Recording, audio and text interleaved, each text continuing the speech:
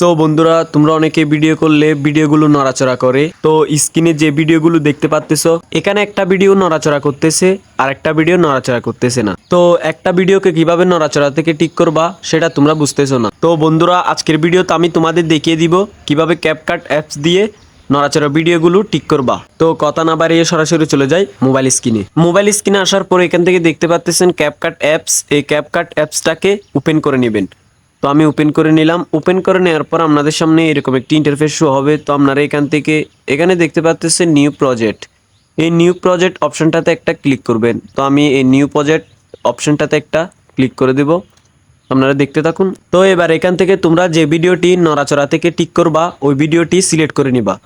তো আমি একটা সিলেক্ট করে নিচ্ছি। তো আমি এখান থেকে একটা সিলেক্ট করে নিলাম। তো এবার আপনাদের সামনে ভিডিওটি একটু প্লে করে দেখাচ্ছি, আপনারা দেখতে থাকুন।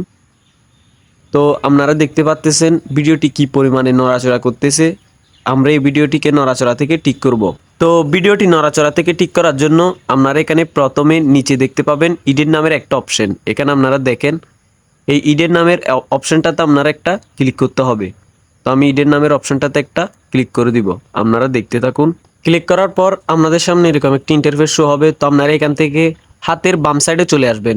একেবারে হাতের বাম সাইডে চলে এসে আপনারা এখানে একটা অপশন পাবেন। তো আপনারা এখানে খেয়াল করলে একটা অপশন দেখতে পাবেন। এখানে একদম নিচের মাঝখানের একটা অপশন দেখতে পাবেন।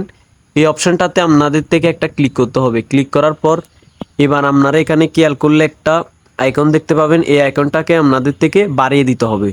তো আমি এখন এটাকে বাড়িয়ে দেবো। তো আপনারা দেখতে থাকুন।